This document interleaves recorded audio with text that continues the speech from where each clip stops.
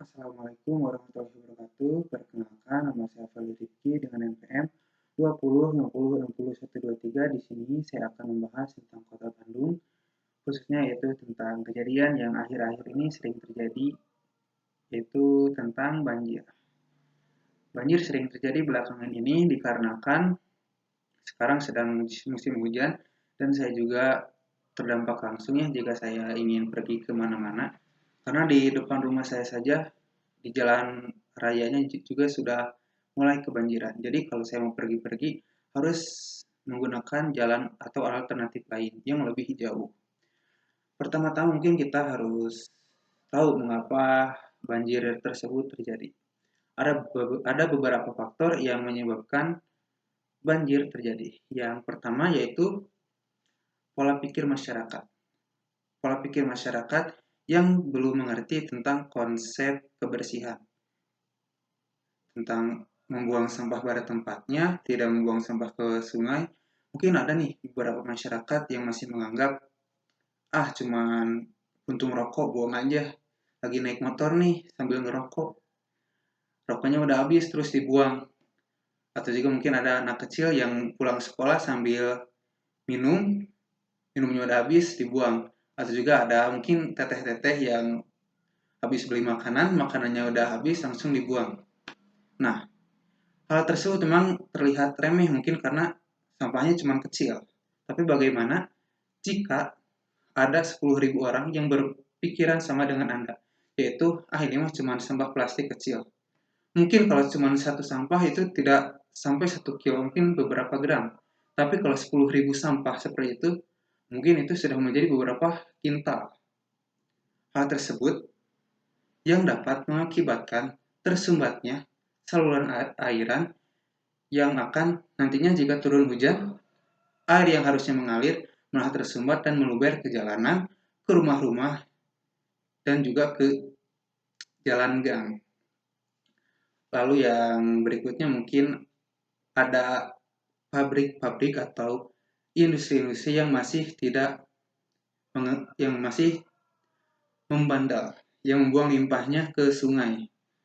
Di tempat saya saja dulu sampai ada gerakan untuk mengawasi pabrik-pabrik yang membuang limbahnya masih ke sungai. Namun sekarang karena program tersebut saya sedikit lupa tentang nama programnya, pabrik-pabrik yang ada di daerah saya mulai membuat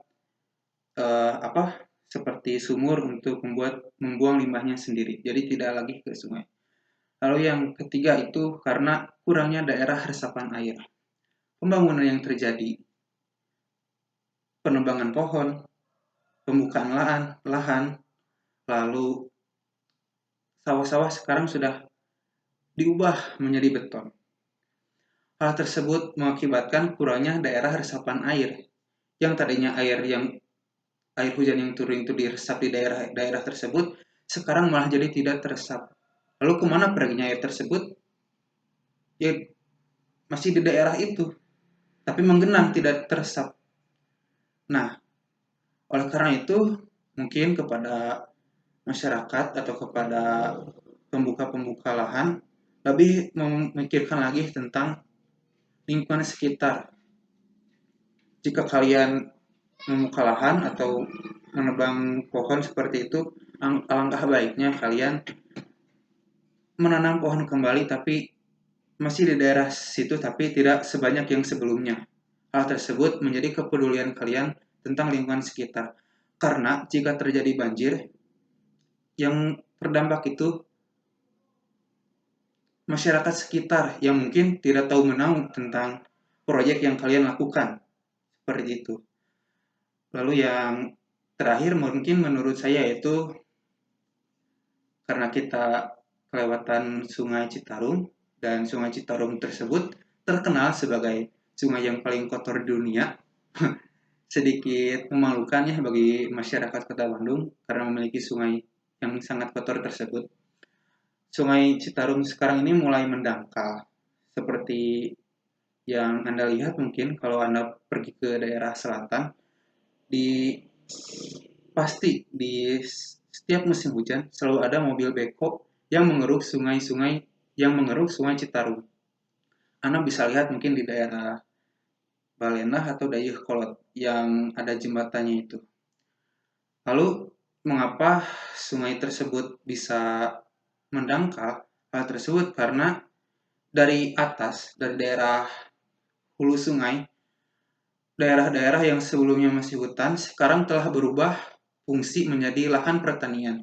Jika Anda pergi ke daerah selatan, khususnya ke daerah pegunungan seperti Pacet, Kertasari, dan Sentosa, mungkin daerah-daerah atas, Anda bisa lihat di gunung-gunung tersebut, mungkin dari yang sebelumnya ini 100% itu hutan, sekarang tinggal hampir setengahnya tersebut menjadi lahan, dapat terlihat dengan jelas.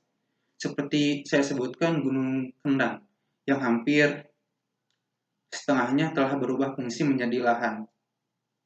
Hal tersebut dapat mengakibatkan air yang seharusnya diserap oleh pohon menjadi langsung turun ke sungai, yang mana air-air yang seharusnya tertahan oleh pohon langsung jatuh ke tanah, dan tanah tersebut juga ikut jatuh ke dalam sungai.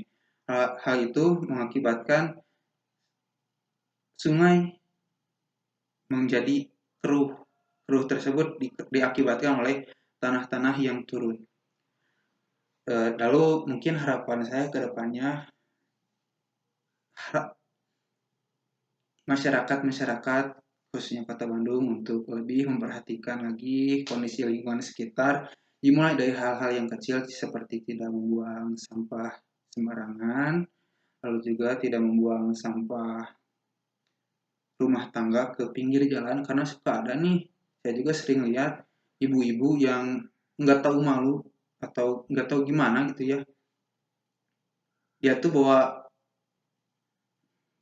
sampah rumahnya banyak banget disimpan di tempat sampah orang lain, mungkin karena dia nggak punya tempat sampah, nggak tahu gimana. Dan juga harusnya mungkin ya disediakan tempat pembuangan sampah dan juga petugas kebersihan, karena di desa saya sendiri petugas kebersihan itu nggak ada. Dan untuk pembuangan sampah juga saya nggak tahu harus kemana, mungkin harus dibakar karena saya biasanya sampah dibakar. Mungkin cukup sekian pembahasan saya tentang Kota Bandung yang sangat relate dengan kehidupan saya, mungkin karena itu terjadi di lingkungan sekitar saya. Mohon maaf apabila terdapat kata-kata yang menyinggung atau kesalahan dalam pengucapan. Akhir kata, wabillahi taufiq wal hidayah. Wassalamualaikum warahmatullahi wabarakatuh.